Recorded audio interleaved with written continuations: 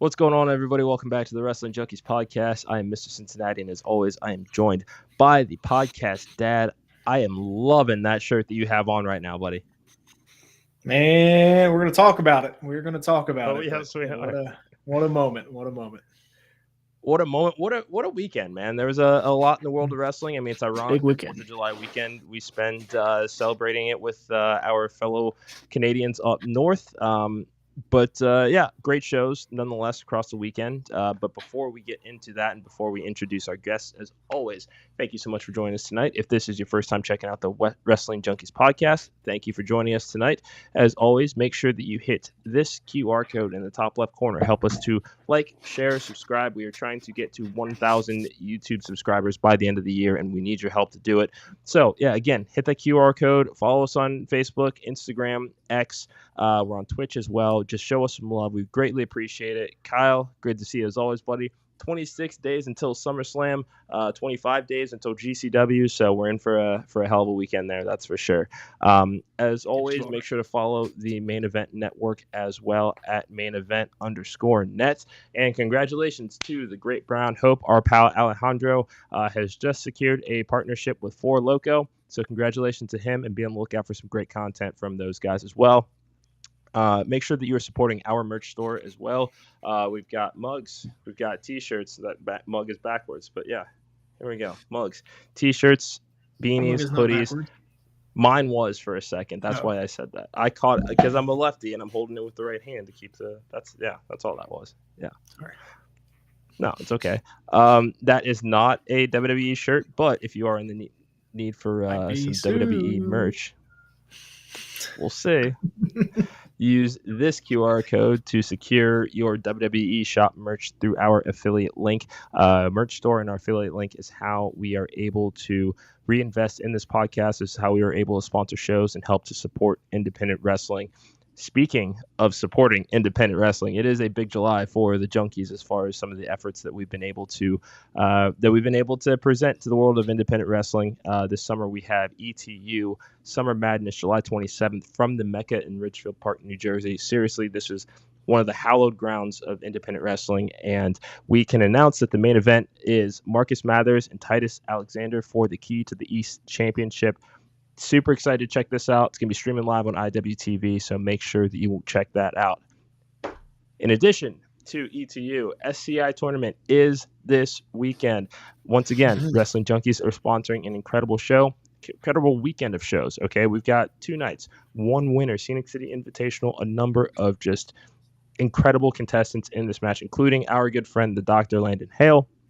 We've got Rico Gonzalez here. We've got Rachel Armstrong, Adam Priest, Jaden Newman.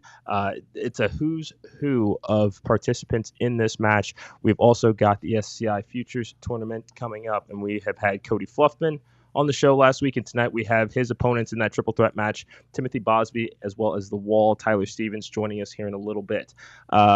But before SCI kicks off, TWE in Chattanooga will be hosting the night before, and I can proudly announce that the Wrestling Junkies podcast is sponsoring a double main event. We will be sponsoring the fact that we've got Darian Bankston and Daniel McCabe seen here. This is a rematch months in the making. Cannot wait for that. And I can confirm that we are sponsoring Paul London taking on Jaden Newman. Double main event. You guys do not want to miss this. Streaming live on IWTV. Get your tickets now. Chattanooga, Tennessee. It's going to be a hell of a weekend for independent wrestling. And we are pretty amped to be joining them for it. Be on the lookout for some awesome content for the Wrestling Junkies. I think that is everything. Have I missed anything yet? There was a lot right yes, there. Yes, you have. Take a breath. Jesus. My God. What can I say? The Junkies are making moves, man. We are. I'm just worried about your health. Well, I appreciate that. I'm a big boy. So thank you. That means a lot to me. But tonight we have a special guest returning to the Wrestling Junkies podcast. He's been making waves this summer with incredible matches and has an epic showdown with the incomparable Minoru Suzuki this weekend for Immortal Championship Wrestling. Please welcome back to the show the one and only Moonlight Son, Mike Skyros. Mike, what's going on, buddy? How are you? What's up, guys? It's good to see you. Thank you for having me back for round 2. It's nice to be able to talk to you guys about all this stuff coming up. Yeah, thanks for coming back. Yeah. Wouldn't miss it for the world. and Rob, to answer your question, unfortunately, we will not be there live for the night before, but we will be there this upcoming Friday and Saturday. So we will get to chop it up. But Mike, welcome back. First things first, it's the match that we're all talking about here. You're taking on Minoru Suzuki. Yeah. Okay, there's so many questions. There's so many questions here. When did you first learn that you would be taking on Suzuki first and foremost? Let's just start there. Oh man, it was right around, I want to say it was around WrestleMania week or maybe a little before that, but I knew in advance, but I had to keep my big mouth shut for a while before they announced it because they kind of wanted to let people speculate, see what the waters were like out there in terms of getting excited for Suzuki. But I'll tell you, when they did tell me, it was weird. I almost didn't know how to react because it was not a match that I thought was possible, especially for upstate New York. Like we have a lot of ex-WWE guys, AEW, WCW, etc. But in terms of legends from that area of the world, we just don't see them up here very often. So It's very cool, and it's a once in a generation opportunity, not only for me but for the fans to see Suzuki wrestle. How are you prepping for the match? Like, what has the game plan been? What has training been like? Like, how do you prep for Minoru Suzuki? I have no idea, but yeah, no. So his base is obviously in grappling and striking. Those are two areas where I've really prioritized in terms of the entire time I've been training the last 12 years. Like, that's our fundamentals have been our priority. So I consider myself as prepared as I can be, making sure my cardio is good, making sure I'm eating right, making sure I'm getting in the gym, doing all the things I'm supposed to do, not getting hurt or messing myself up or trying to go too hard and like get my body out of whack before the match. Like, I just want to make sure I'm in top condition. So all that stuff, and I've been watching tape like crazy, so I have an idea of what I'm looking at. So as far as like our language barrier, have you wrestled with this kind of language barrier before? And if so, how is that to overcome, and how is that to even experience? So I've trained with individuals where there's a language barrier. The only time I've ever wrestled someone where there was a strong language barrier is a few times up in Canada. There's a lot of there's some of the French Canadians up in Quebec that's more of their speed to like lean into the French, but that's less of a barrier and more of a choice. So this will be a first for me. So how does one prepare to get chopped by Minoru Suzuki? I mean, the last couple of weeks have been kind of my pregame for that, because on the 22nd, I wrestled Eddie Edwards, and he is by far the person that's hit me the hardest. I wrestled Rip Bison at Pro Wrestling Grind in East Hampton, Mass, defending my Grind Grand Championship last Saturday. That's kind of his forte as well. So I've been building up to Mr. Suzuki in terms of the chops, in terms of the strikes. Let's talk about Pro Wrestling Grind for a little bit. Can you share some highlights of the event and kind of how it felt to be part of that show? Yeah, it was cool to have it back. The show was called Slight Return, and it was cool to see that the fans still were caught up on everything. They knew what everyone was about. We had a couple new fresh faces there to kick off in their preliminary series in Kwesi Asante and my guy Don Freeze up from my way. They absolutely killed it. And in terms of the card, we only had 5 matches, and the people were into it the whole time. Everyone delivered. Everyone went super hard, and once again, I walked out with my championship. So I think it was a pretty good day. Sounds like it. Yeah. Oh yeah, and not just do you only have Suzuki this weekend as well, but it looks like you're taking on Squid Sterling, I believe, at GSW. Take us a little bit through this match. What can people expect if they are not familiar to Squid's work before? Yeah, so the cool part about that event is I wrestled for GSW out of Pennsylvania, right when I first started leaving my area. They were one of the first promotions to put me consistently outside of my home area, which was very cool. And that was almost a decade ago. And to have them come back, and the cool part about that show is we have a lot of the old faces, which somehow I'm one of them now. We're going against the new crop of guys, and he's one of them. So it'll be interesting to see the clash of like generations there. And he's a guy too that's worked very hard. I've kept an eye on him. I've known him or known of him his entire career. So to put it bluntly, I want to see what he's got. I want to push him. I want to test him. I want to hold him to the fire a little bit and see how he responds. And then literally immediately after that event, same venue, there's going to be a Smashmaster Wrestling event where I'll be defending the high tension wrestling title against Mr. Philly Mike. So I got a busy weekend ahead of me. Say we also have, the schedule just keeps going. On August 4th, you're going up against Darius Carter at Smashmaster Wrestling. So what does that match look like? I can see from the graphic, it looks an interesting man you're going against. How are you prepping for that, and what does that look like? So again, Darius is another person I've known a long time. If anyone knows of his work, they know that he brings to the table a certain viciousness, a certain a need to bend the rules and often break the rules. I've wanted this match for a very long time, and I'm a little PO'd that he made me wait so long. I'll probably speak on that a little bit more when we get closer to the event, but I'm more ready for Darius than he probably anticipates that I am. He's the kind of guy that if you watch him wrestle, tweet, walk into a building, there's a certain arrogance to him. And arrogance is like a balloon, and it fills up with hot air. And eventually someone comes along to pop it, and I'm that guy.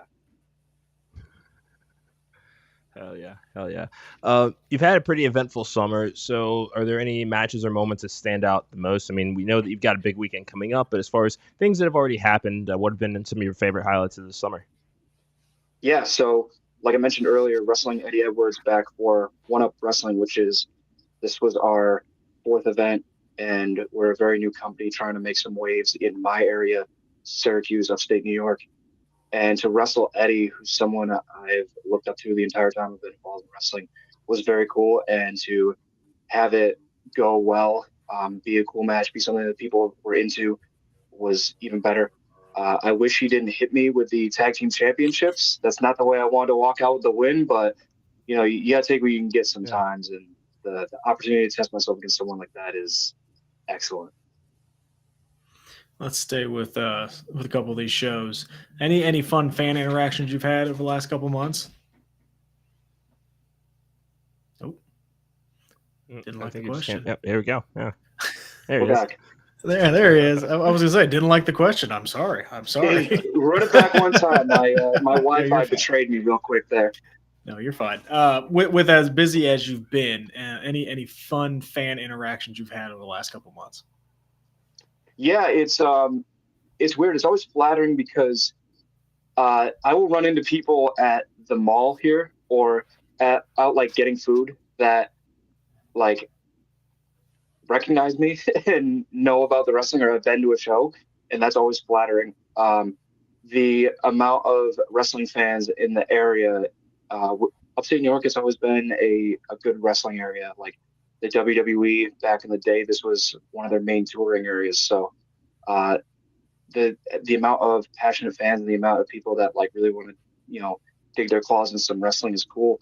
I've been fortunate to I get some pieces of fan art either on socials like digitally, or sometimes people will bring stuff to me at shows, whether it's a sign or a drawing or something like that.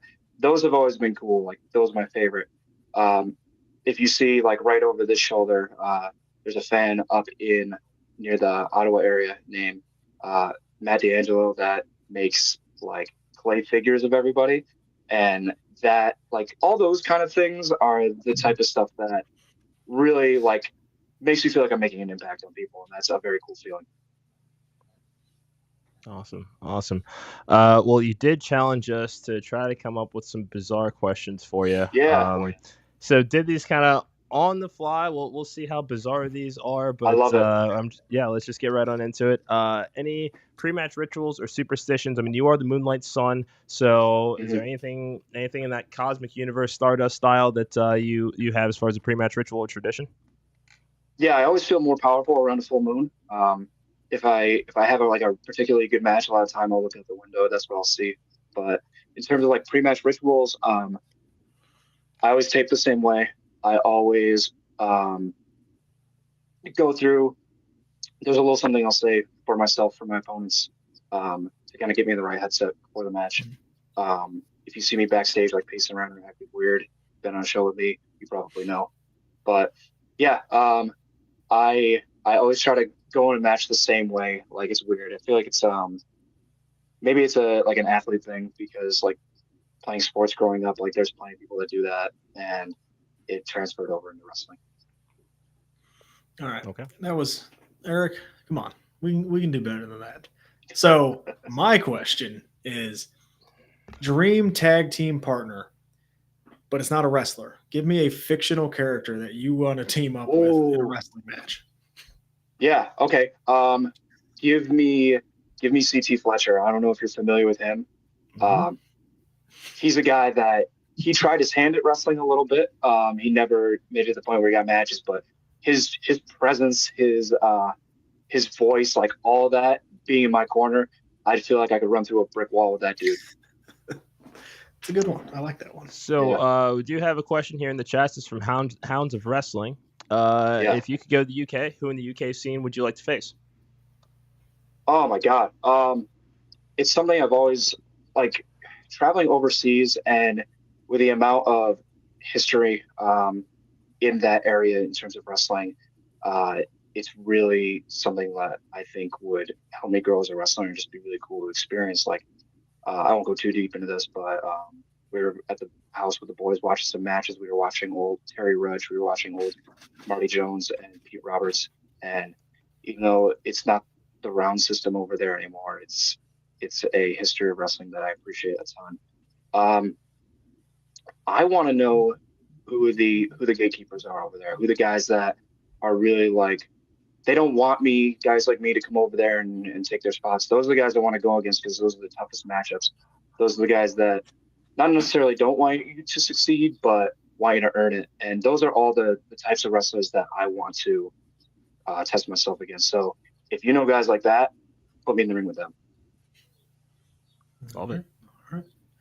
I'm going to ask one more bizarre question. Yeah. If you could create a match stipulation, what would it be, and who would your opponent be in that match stipulation? Oh man, that's good. I would love to see a.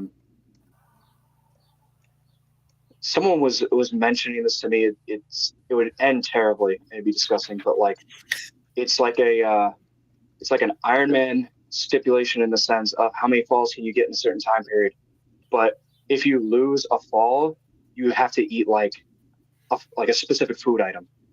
You have to eat like, I think they might have been watching the Nathan's hot dog eating contest, but like, you got to eat like 2 or 3 hot dogs, or you got to drink like a glass of milk, or like something foul that's going to mess you up.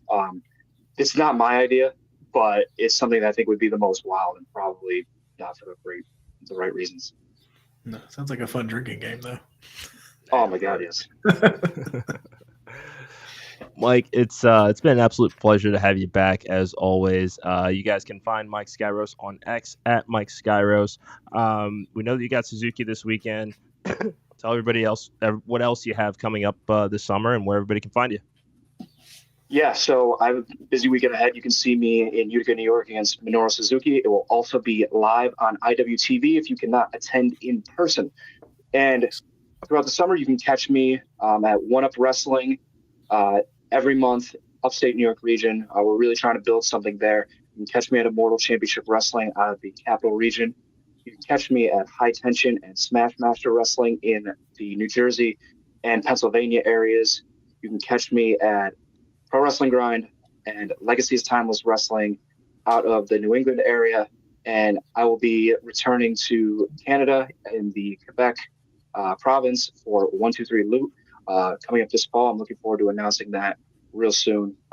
Montreal is a beautiful city. I can't wait to wrestle there again. So you got some options if you want to catch me on the road this summer. So keep an eye out. If you follow all my socials, they are all at MikeSkyros, Mike Skyros. And I keep up to date with all the stuff I'm doing there. So you'll see me post my videos. Perfect. Well, Mike, give him hell this weekend. Best of luck. Can't wait to have you back soon, okay? Thank you very much. Good to see you, buddy. Take care. That's going to be a hell of a match. As he said, it will be streaming live on IWTV. Make sure that you're supporting the Moonlight Son, Mike Skyros. He is just an incredible person, and we're certainly glad to have him back on the show once again. But tonight, the hits keep on coming. We do have another special treat. Tonight, we have two incredible talents set to compete at the Scenic City Invitational Futures Tournament this weekend. First, we have Timothy Bosby, a seasoned competitor with a background in amateur wrestling. And alongside him, we have The Wall, Tyler Stevens, who boldly declared on X that this tournament is his to win. Let's give these gentlemen a warm welcome. Tim, Tyler, how you guys doing? Can you hear us okay? Yeah, hey, can you guys hear me? Yep, Gotcha. we got How you. are We you? got you. Welcome, man. Thanks for having me, man. I'm excited. This is my first time ever doing something, of this like this before. So, man. this Well, is thank you good. for doing it with us. Yeah, absolutely. Before we get into everything, we're gonna ask this question to both of you guys, just because we know this is your first time on our show. And Tim, we'll start with you. We look at the world of pro wrestling. Wrestlers are superheroes, supervillains that clash. They all have origin stories. So if you could, Tim, and then Tyler, will go with you. Just tell us some of your earliest memories of pro wrestling. Oh gosh. My earliest memories of wrestling. Well, it's actually kind of like a funny family story. When I was actually born, and my mother was in the hospital room once they got everything all situated, and they were like in this room. There was like a Raw rerun playing, and it was like my dad's a big wrestling fan, so he was watching Raw. It was like some Evolution promo. So technically, I've been watching wrestling ever since I come into the world. But no, I've loved wrestling my whole life. Anything combat sports related. Growing up with MMA, boxing. Like, I don't know. I was just all about people punching each other. Yeah, man, I just grew up loving it, and I've been a fan, huge fan. And as Mr. Cincinnati said earlier, my origin story with amateur wrestling, I went to Cordova High School, and I was ranked number one in the 220 weight class in the state of Tennessee. And I only joined the wrestling team literally for pro wrestling. I was fat, out of shape. My freshman year, I said, they say this is good for everybody, Kurt, Brock, so I need to do this. And I ended up being good at it. So, and now I'm here in the world of pro wrestling, just getting to live a dream. So it's been 2 years strong, and I'm looking to keep that going. I like it. Tyler, how about you? So wrestling for me started because growing up, we didn't have like cable and stuff like that, but I had mad VHS tapes, right? So like my grandpops used to record like Raw's War, old WCW tapes. We ended up with like a random like New Japan tape with Pegasus Kid on it, and I still have no idea how they got it. But we literally had like a sack full of VHS tapes. So like my earliest memories of wrestling were like, everyone knows about like, Mankind going off the top of the cell because of Taker and stuff like that. But like me and my brother wanted to be the New Age Outlaws. All of our friends wanted to be, Shawn and Triple H, but we wanted to be the New Age Outlaws. We thought they were the coolest ever. You know what I mean? I thought X-Pac was the man when I was a kid. So it was just kind of stuff like that. Like something about telling people that they don't get to tell you what to do or how to act or how to move. Yeah. You know what I mean? That just resonated a lot with me and stuck with me a lot as I got older. So that's some of my earliest stuff in the game. Yeah. All right. Now that everybody's nice and friendly, let's get to it. Cody Fluffman was on our show and said he is going to win the whole damn tournament. I would like to hear your reasons why you guys will win the whole damn tournament. We'll start with, and I'm going to address him properly, Mr. Cincinnati, The Wall. So Okay. I've got a video tomorrow dropping that will be a little more in depth than what I'm able to give you here. So keep your eyes on Twitter and Instagram and all that fun stuff. I'm sorry, X and Instagram for all that fun stuff. But the long and short of it is, like, I'm the man to beat. You know what I mean? I got a big win over Richard Holiday. I got a big win over O'Shea Edwards. I just came off the back of challenging for the Action title. Within the last year, I've wrestled Cruel, who was the IWTV champion. I just came off of a 6-week tour overseas. I've debuted in 3 new countries. I can go on and on. Like, I'm getting my feet wet in the Midwest. You know what I mean? This is my year. And anybody who thinks otherwise is just wrong. And that's fine. I can show them why they're wrong. All right. Tim? My reasoning is, I'm just going back to my amateur background. I've been in many, many, many tournaments, many one-day scenarios where you have to wrestle 3, 4, 5, sometimes 6 matches in a day. So I'm kind of going on that formula here, but I'm just going to give this my all. I'm very excited to be a part about this. I had this on a bucket list this year, just to go to this show as a fan, not even to be in the tournament. And then when I was asked, I was so excited. So I'm going to take all that excitement, and I am going to try and Bosplex both these guys straight out of the ring. So that is the goal for this first match here. So, yeah. Okay. So I gotta ask. You guys will be facing each other soon, and we're keeping it friendly now. But have you guys had a chance to watch each other's work? I know that Tyler, you are in action a lot with Cody Fluffman as well. But if you have watched each other's work, what do you respect most about everyone's wrestling styles in this match? So I'm definitely a lot more familiar with Fluffman, whether that's at Action or at Southern Honor or just around the Indies in general. I've seen him a lot of different places, and I've gotten to watch him for a long time because we both came out of the Carolinas. So he started not too long, or in about the same time frame as me. I have not watched as much tape as I should have, but I've got a couple days, so I got time to catch up. The biggest thing for me is, like, and it kind of goes back to what Bosby was saying earlier, right? Like, some of the greatest athletes in this business were amateur wrestlers. You know what I mean? Kurt Angle, Brock Lesnar, Shelton Benjamin. You know what I mean? All of these guys had incredible amateur acumen before they stepped into the ring. So I know that conditioning is not going to be a problem for Tim. I know that durability is not necessarily going to be a problem for Tim. So those are just things that I'm keeping in mind with the way that I'm training and keeping myself put together coming into this weekend.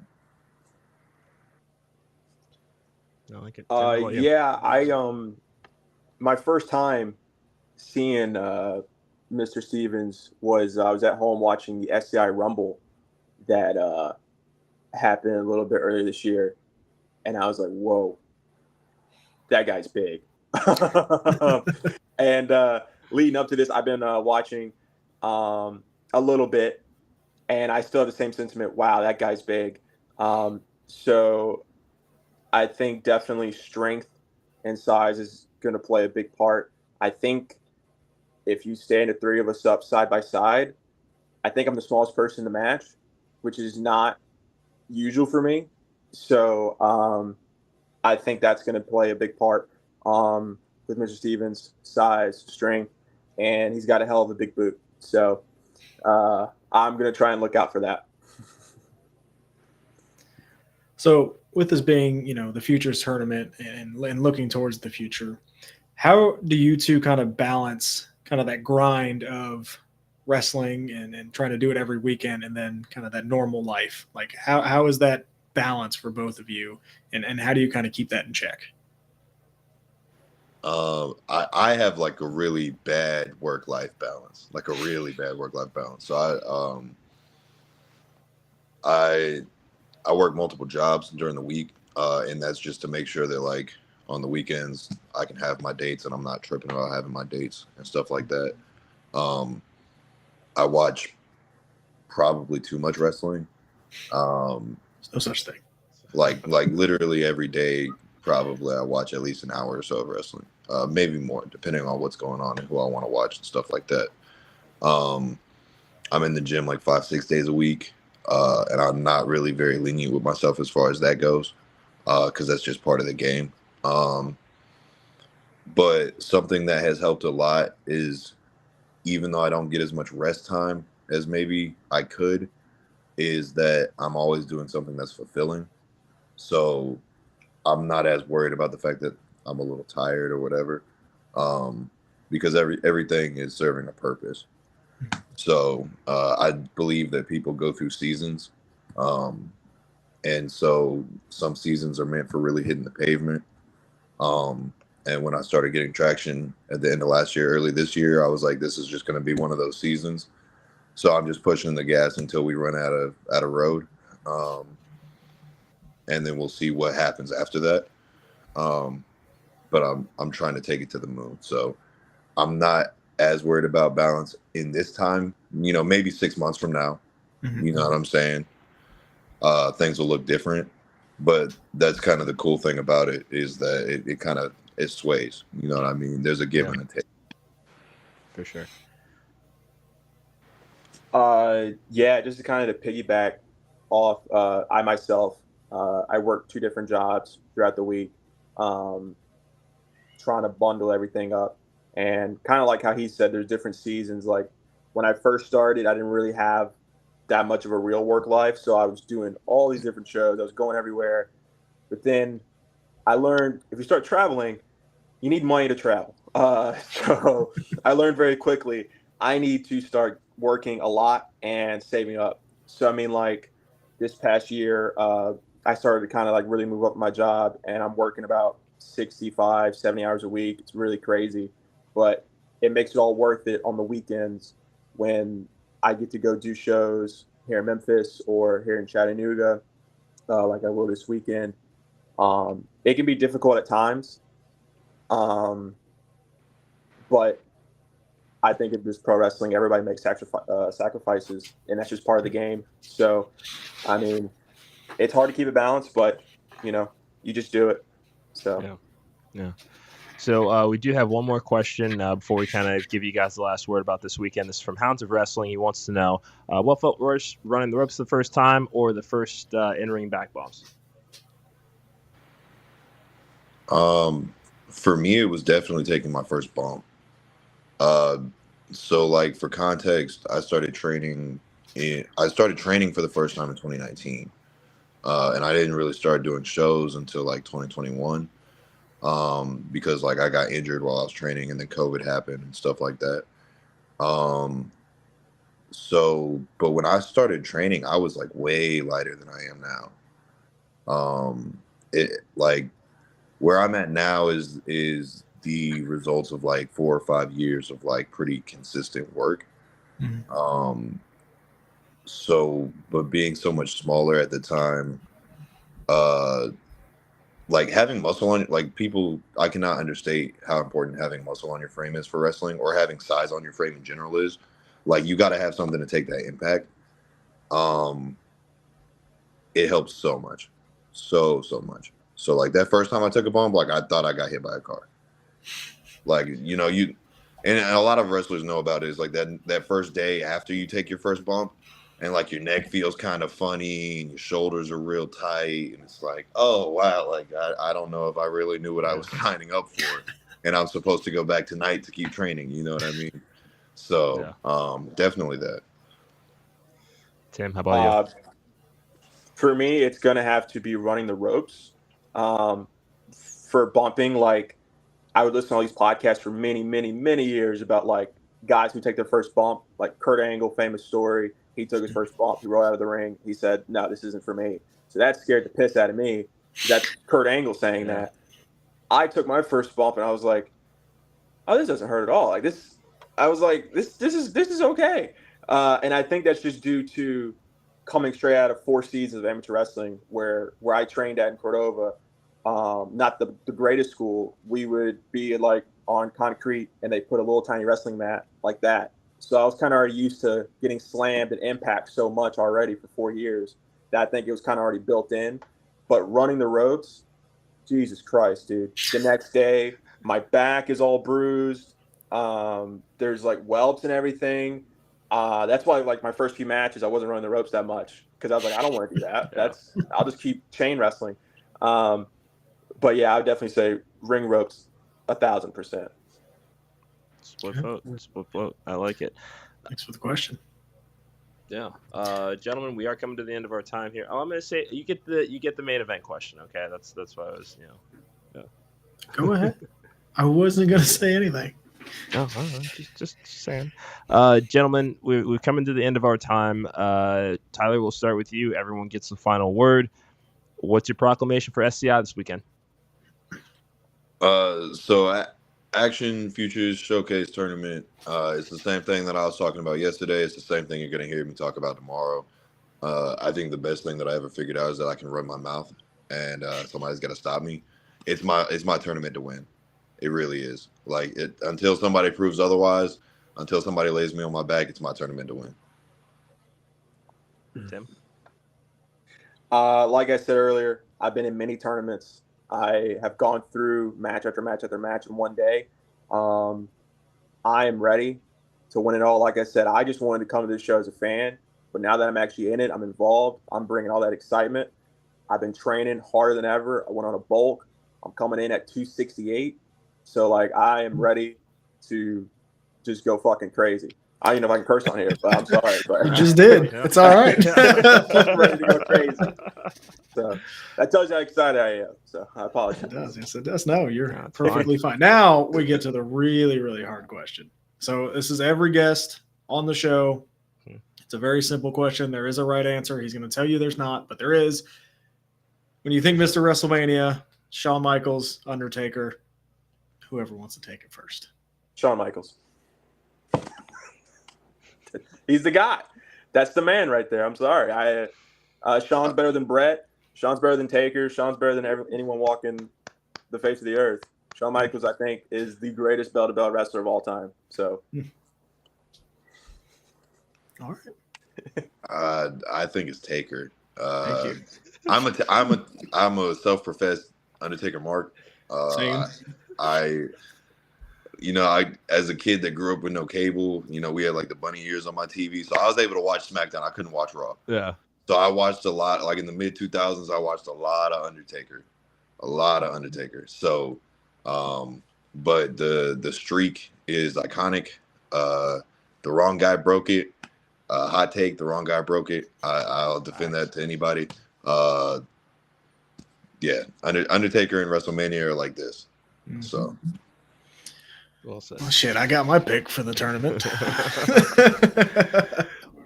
Gentlemen, this has been an absolute pleasure. Best of luck this weekend. We will be seeing you down there, so it'll be great to catch up in person. Everybody, you can follow Tyler Stevens on X at Tyler Stevens Pro, and you can follow Tim Bosby on X at Tim_Bosby. Gentlemen, thank you so much again. We'll see you this weekend. Cannot wait to check out what you've got coming up on socials wall, and give them hell. Thanks, guys. Appreciate y'all. Thanks, guys. Thanks. All right, man. And again, you can catch SCI July 12th and 13th streaming on IWTV. I believe the Future Showcase is at 2 in the afternoon. Bell time for SCI tournament is 7:30 both nights as well. Yes. Now that we've covered a lot here in 40 minutes, and we got a lot more to cover. So, yes, ready we do. to talk Money in the Bank we weekend. Do. I'm ready to talk Heatwave weekend. Yes. Okay, so and this is to everybody that's watching out there. Feel free to get into the chats on this one.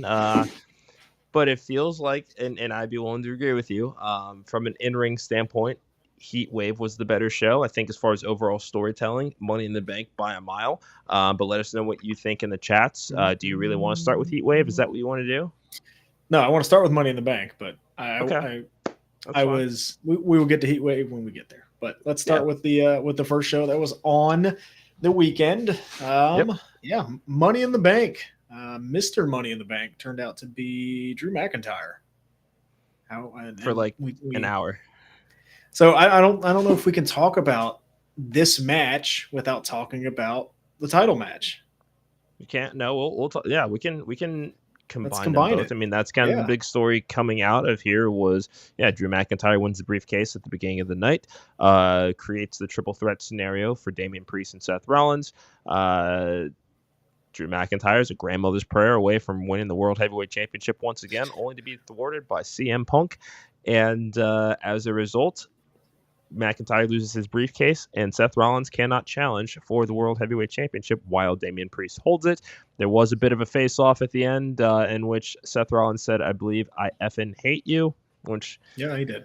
Here we go. Off to the races. And, you say McIntyre was, this close to winning. So was Seth. We had a little bit of an unfortunate incident, but it happens. It's wrestling. I really like Triple H's response. If you haven't seen that, go watch it. It was so the Money in the Bank match, right? Andrade showed out. I think we can all say that. Kind of the guy that was kind of randomly thrown into it, but really, really, I thought had a great showing. Jey Uso not winning was surprising. No involvement from any other storylines was also surprising. No Wyatt Six. That was a big part Logan of our predictions. Yeah, like nothing like that. So that was, it was I liked the match, but kind of I don't want to say a ho-hum ladder match because there's no such thing as a ho-hum ladder match, but I would say maybe not as eventful as we thought this was going to be for a Money in the Bank match. Still fun match. Drew McIntyre, and I'm going to use his word, yeeting that ladder at Jey Uso was pretty cool. I've never seen that before. Never seen a Spanish fly onto a ladder before. Never seen a neck breaker on a ladder before. So these guys, and a German suplex on a ladder to a person. These guys pulled out the stops. That was great. But yes, the triple threat match. So again, Punk cost him. And like you said, we got a little interaction with Rollins and Rollins and Punk. We got an interaction with Priest and Punk, like Priest going, the hell are you doing kind of thing. Another match where we didn't get involvement from who we thought, as in the Judgment Day. So they're slow burning this early in the night too. That's why I think it was so obvious that it was like, oh no, we're not going to do it, kind of thing, right? Like we're still planting those seeds a little bit. Because I think especially when it comes to McIntyre and Rollins, this feud has been going on since January. So I think at least if we're going to look at those two in a vacuum, we're way past the subtlety. Punk and Rollins. Punk and McIntyre, I would say. There was Punk and McIntyre because they've been basically since January is kind of where this has been going, and I think we are kind of past the sprinkling of seeds now. We're into full blown rivalry in that respect, but they haven't touched, which is great. Exactly, yeah. It's because and now the question becomes, is this where we first see them get their hands on each other, like on camera in a go home kind of capacity, or like I know we've seen the match interference, but we've not seen like a true face-to-face stare down where Punk is 100% healthy. There are no governors on. It's just are we going to get that Rock Austin my way kind of moment in the lead up to this match, in this first match, do you think? I just hope it's a SummerSlam. Please let it be a SummerSlam. Please let it be a SummerSlam. I feel good that it will be. Yeah, all these guys are orbiting them like each other, which is really cool. Yeah. Like, and not everybody doesn't have just like one set storyline. Everybody has like multiple branches to the tree. That's great creative. To the learning tree. But it's good. It's good creative. It's good storytelling. So we'll see where it goes. Surprise Damian Priest won. I don't think either of us had that, but we're gonna get Damian Priest and Gunther at SummerSlam. So that's really good. As great as Priest it'll has be a been, good match. I know it'll be a good match. This is, it's not the one. Rollins versus Gunther, great. McIntyre, I don't know. That just because you can still do it. I know. I'm just giving my thoughts on this. Is what we have as we sit here right now, and I'm just giving my 2 cents on. Yeah, I know it'll be a great match. Not the one that I would have booked, but here we are. I'll still be. My ass will be in a seat at Brown Stadium. Yeah. I think certainly have to give the benefit of the doubt to D-Generation X because they know how to frickin' book wrestling shows. So I'm gonna go. Okay, let me see what you guys do. I know it'll be interesting to see what those promos look like between Gunther and Priest, because this is, Kaiser's still kind of dealing with the injury right now, but I imagine that if between now and SummerSlam he's healthy enough, there might be a match or two between him and Priest, or Kaiser versus somebody in Judgment Day and Priest. I think that they'll do more than enough to carry each other on the mic. It's just because this was probably dead last on the list of matches I would have expected for the world title at SummerSlam. That's why I'm just kind of like, let me get sold on it. Let me watch the build to it. Yep. I told you so. About Sami Zayn retaining. Yeah, whatever. It's fine. It was. I love the match. Phenomenal match. I get where you're coming from the creative standpoint. Just say it. Just say it. Just say it. Just say it. I just no. Right? Just say it. All right. Bye, Chris. Anyway, I get what he's trying to say as far as the building an underdog, as far as Braun Breaker having have some adversity and all of it. I understand that. Believe me, I do. But he's too good of an athlete. You've seen them put the rocket on people before and it's worked, but they're also... I get it. It's fine. It was a great match. Sami Zayn won. Excited to see where the next chapter of this goes, because Braun is going to be pissed. So shout out to Simon Miller. I watched his ups and downs for this show. And he said it's really funny that we're at the point where we wanted Sami Zayn to lose, even though he's finally been booked well as a babyface. So it's really funny. I've been wanting him to lose that title for like 2 months now. Exactly. Like, it's great that we're at this point where Sami Zayn's being booked super well. We're like, man, I want him to lose. Like... Oh, wait. No, I don't. I love Sami Zayn. We've been preconditioned to lovable loser for the better part of 10 years now. Like, he's being booked well. He's being booked very well. What do you see as, because, SummerSlam's around the corner. Are we saying rematch between Braun and Sami? I think so. Okay. And I think that's where Braun wins it. I could see that. Larger audience, sure. Yeah, larger audience, bigger stage. Really established Braun as that guy. Yeah, but it's Tiffy time. You're absolutely right, my friend. Tiffany Stratton winning the women's Money in the Bank ladder match. What's that? The better Money in the Bank match. Yeah, I can see that. This was and this is, I would even go so far as to say this is probably the best women's match they've done so far. It didn't feel as choreographed as a lot of them have in recent years. Okay. And I'd have to go back and watch last year's. Talking about as the Heatwave match comes along. Okay, that's fine. Yeah. I'd have to go watch last year's, because last year's I thought was pretty good too with Io. Okay. Tiffy won.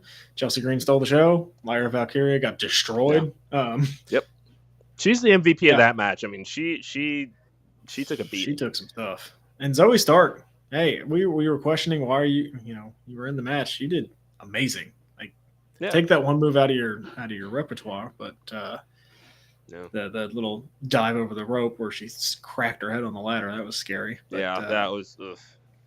Yeah, there were a couple of spots that were just make you a little nervous, but they delivered, and this was the right choice here. I think that you could have made a case for Io to run it back again, given the larger damage control story and kind of teasing in, I don't need any of you guys anymore, sort of thing. So there's a lot that could have been done, but phenomenal match. Here we are. This is a way to keep Tiffany, in that main event conversation, even as you kind of escalate her slowly up the main card to the main roster. Yeah.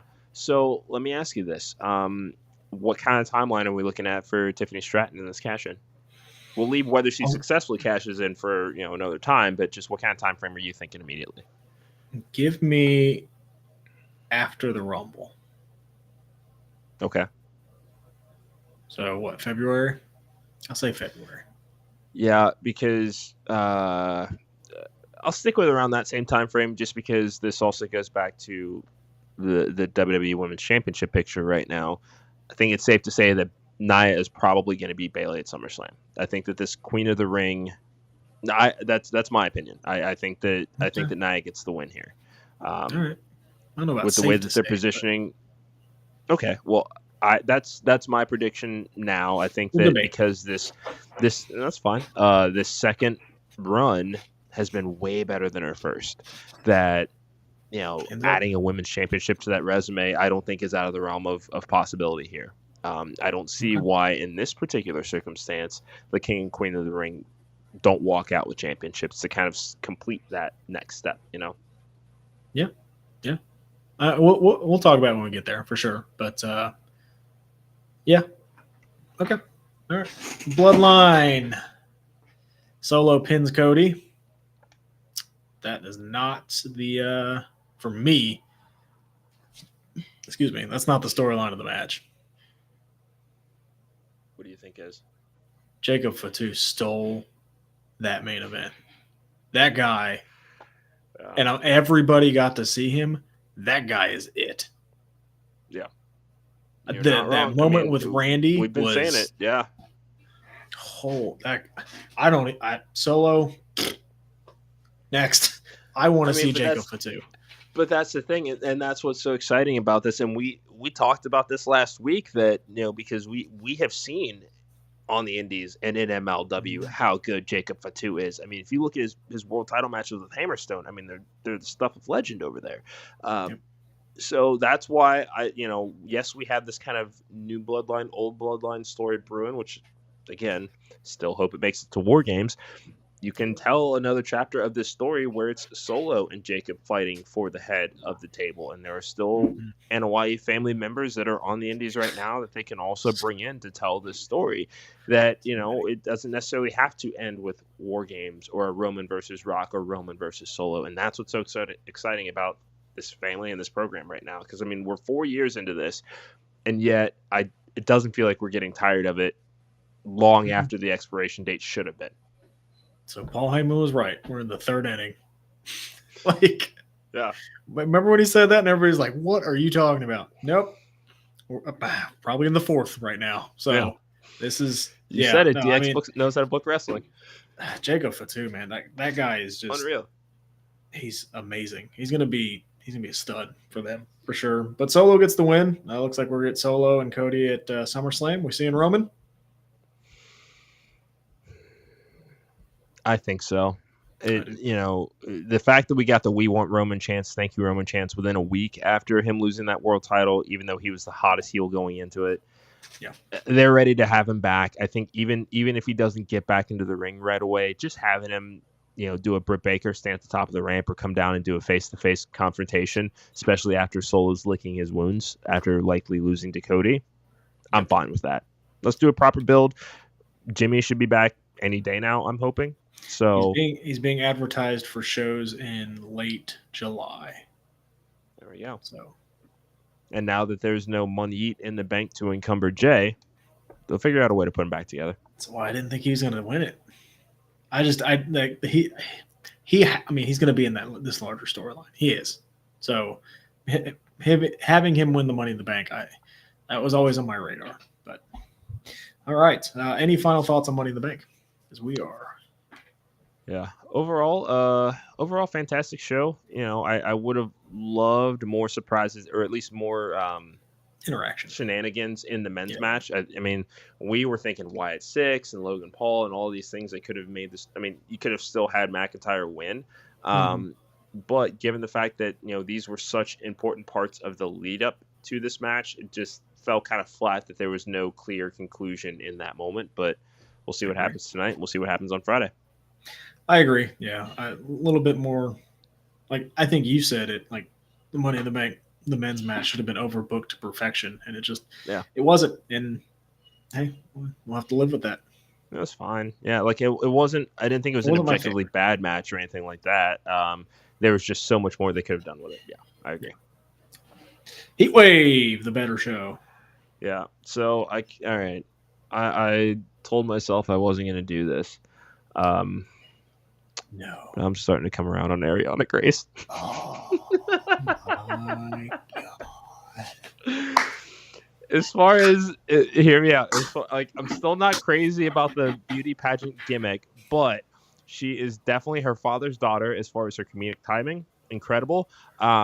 She could be that next Chelsea Green as far as just so in the clouds of. But I was right about Chelsea Green, so it's just no. You're making this really tough to get. You're making this really tough to do. Is that two? Is that two on today's show that I was right? My goodness. And we're going to get to a third. That's awesome. As far as pre-show tag team matches, I mean, the crowd was hot still, but they knocked it out of the park. JCJ and Jasmine Nix, shout out to them too. Because usually, I mean, those takeover pre-show matches, I mean, you could miss them and you know, it is what it is. But I rewatched this one and I was blown away. This was great storytelling. Carmen Petrovic is finally stepping up her game too. They're going to go at it one-on-one on Tuesday, and let's see how that shakes out. But you know, I mean, they're trying to grow a mid card. Here's a chance to do it, and yeah, great job all around. I just can't stop smiling. So, I mean, Obafemi, like, what are we even doing here? This guy, Obafemi is not. What can I say? He cannot be human. That was a phenomenal match. Everything about it just played to perfection. Though, you know, anytime you can get a David versus Goliath match, especially when it involves Wes Lee, I mean, it's damn near perfection. I mean, it's as far as an NXT match of the year, it should be in that conversation. I want to have a hot take, but I really don't want to say it and put it out in the universe. Do it. Have Obafemi win the Rumble. I mean, just strap the rocket to this dude. You talking about Braun, and I get it. Braun's the same way. Yeah. But this dude has it. And everybody can see it. I mean, literally everybody online is like, this guy has 36 matches, 37 matches. Yeah. And none of them have been bad. That's like grown man shit right there, yeah. It's his entrance, everything about him. Like, you want to talk about a guy that's going to be the future of this company. Yeah, at that's him. 26 years old.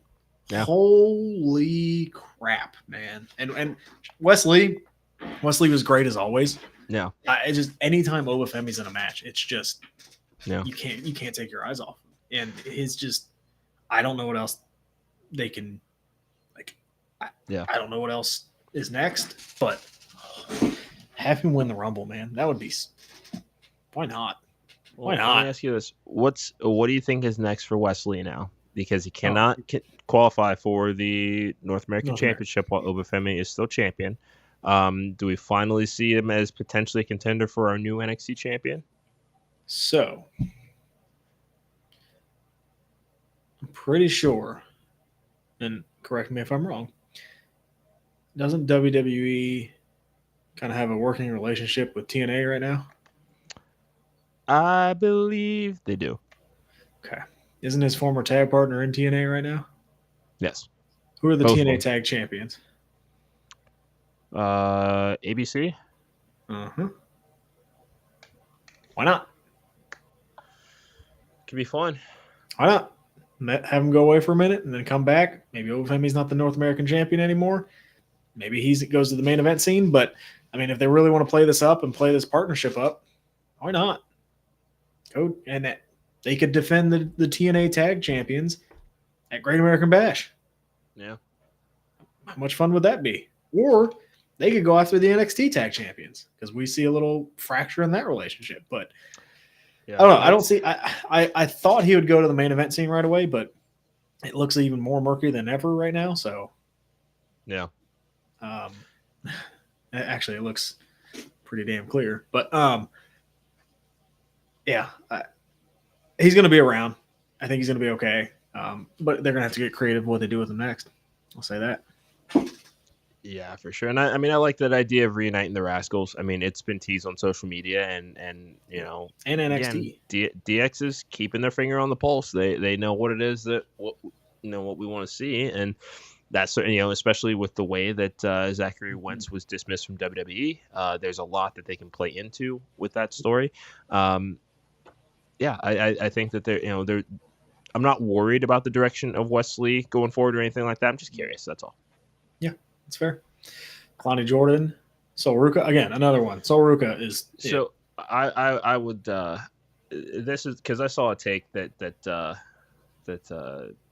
really pissed me off here.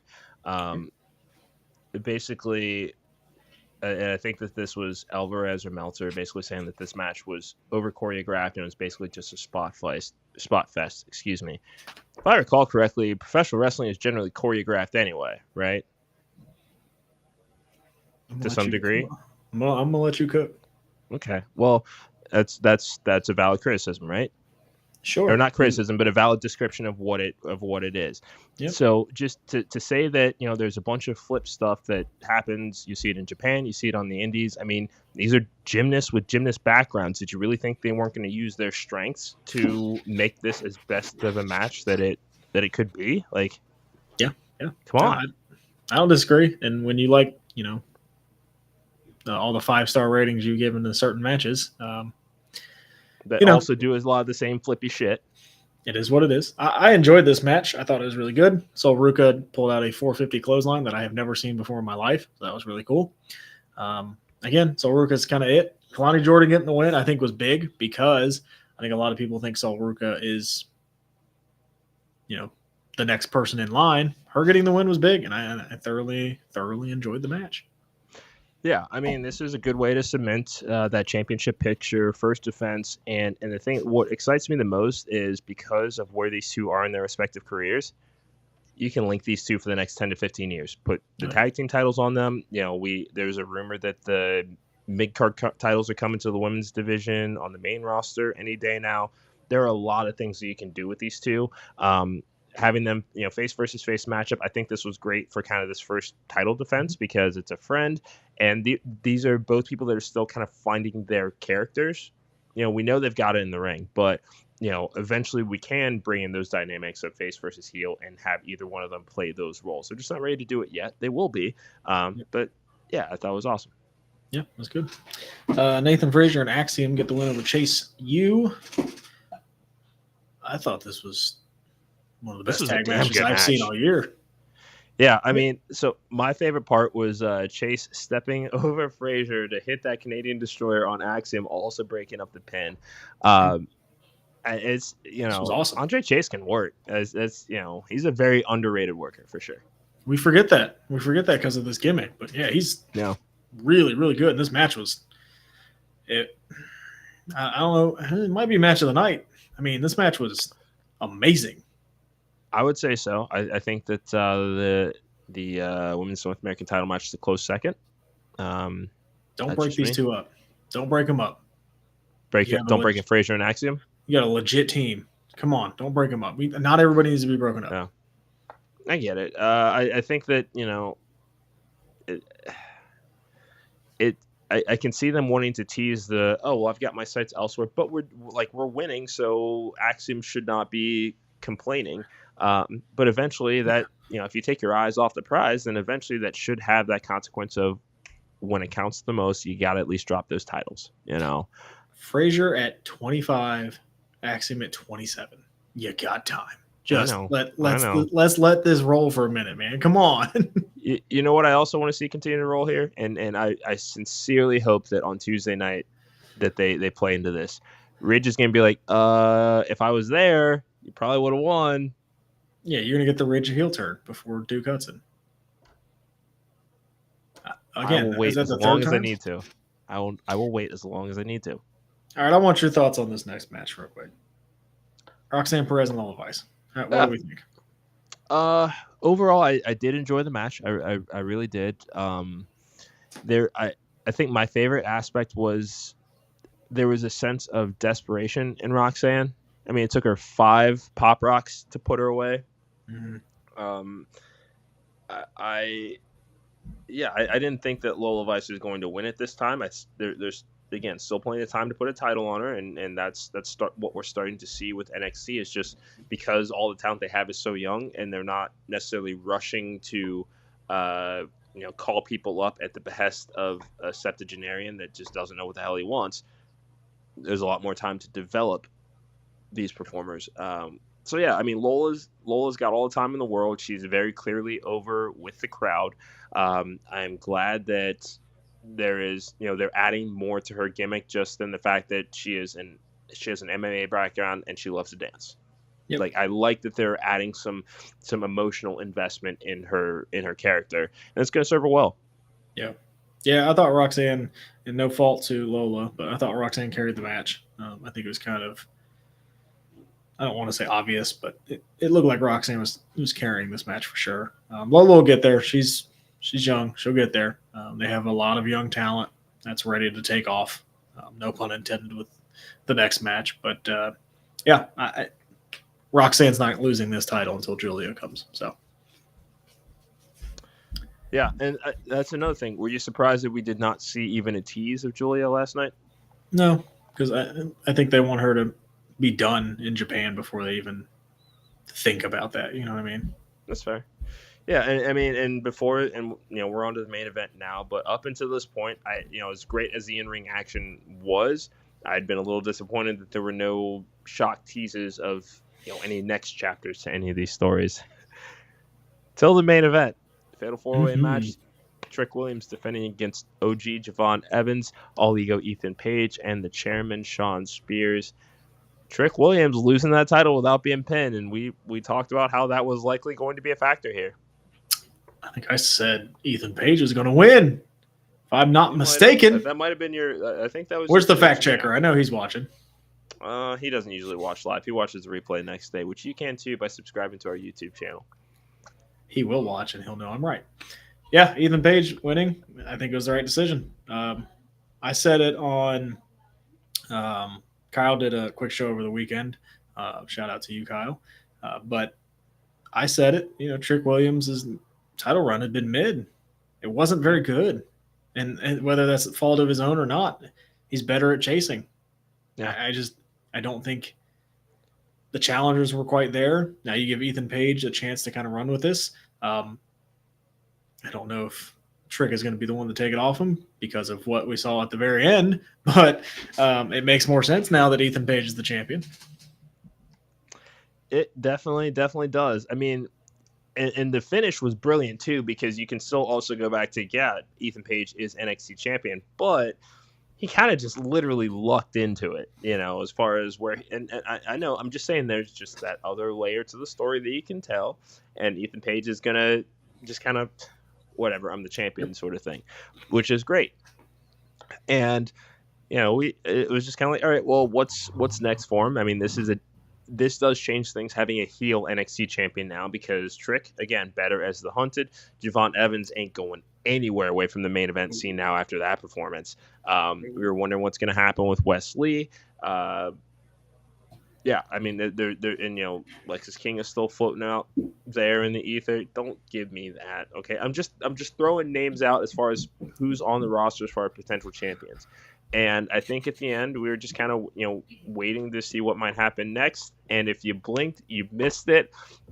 That little and it popped me too, because he didn't even need to be in the building. It's just like didn't say anything. Okay, yeah, nothing. Just that little tease. And this is another one of those things I have to give credit to creative for, because this is also on Friday after the main event, new tag team champions in DIY. We got a pre-tape promo from Solo, basically establishing him as the head of the table. Something that you could have done, at any point in the show, just put him out in the ring for a few minutes and done it. But it was much more impactful this way as a pre-tape that ended the show after the main event was done. And then, much like we saw on Sunday night, that quick flash of Joe Hendry, it lets you know what's coming next. In what capacity, we don't know, but using kind of that pre-tape production to just add more to the story without sacrificing valuable in-ring live time, it's working really well. It's great. And he's got a I can't remember what show it's at, but he has a title match for the TNA World Championship too. So I mean, there's a chance that we get to Great American Bash and it's the TNA NXT, champion versus the NXT champion. Which I ain't mad at. No. Not one bit. And, we'll see Jordan Grace back. I think they've made it clear who they want. So, and again, if you're TNA, cool. Yeah. If I can be your feeder system and you're going to expose my product and let this be the thing, do it. Yeah. Why not? Love it. Yeah. Man, no, you're absolutely right. I mean, this is what's that? I've seen you for way too long. Yeah. Okay. Yeah, it's fine. But we had a lot to cover. It's a big weekend. It was an important show. We thank you again to Mike Skyros, Tyler Stevens, Tim Bosby. Please do us a favor. Make sure to give them a follow on social media as well. Thank you to all 89 of you watching the show tonight. And if you could do us a huge favor, it just jumped up to 94 really quickly. So to all of you watching right now, please hit that QR code in the top left corner. We have a goal of 1,000 subscribers by the end of the year, and we need your help to get there. There is nothing more that I love than doing this show, even though my co-host, who believes, is a pain in my ass every once in a while. I can't think of anybody else I would want to do this show with, and he could probably think of several others that he would. We need your help to grow this channel. Please like, share, subscribe, turn on those notifications. New content daily. We do have a stacked show. We've got tomorrow night, Jamison Shook is joining the show to talk SCI. Casey Owens is talking SCI this upcoming Wednesday. Logan Knight will be back on Wednesday as part of our doubleheader with the Between Two Beards podcast. We've been cooking. What? We got something going on this weekend? Yeah, we will be at SCI. Be on the lookout for a potentially live podcast from my car with the good doctor, Landon Hale. We'll see if the technology podcast will dad allow can us to figure do that this. out. Yeah, I will do everything I can to help you figure that out, buddy. But be on the lookout for exclusive content from us at SCI. We are one of the sponsors. So glad to be working with such an incredible group of people. And just enjoy wrestling, have fun, be kind. Podcast dad. Final word is yours, my guy. I believe. We'll see you guys tomorrow night.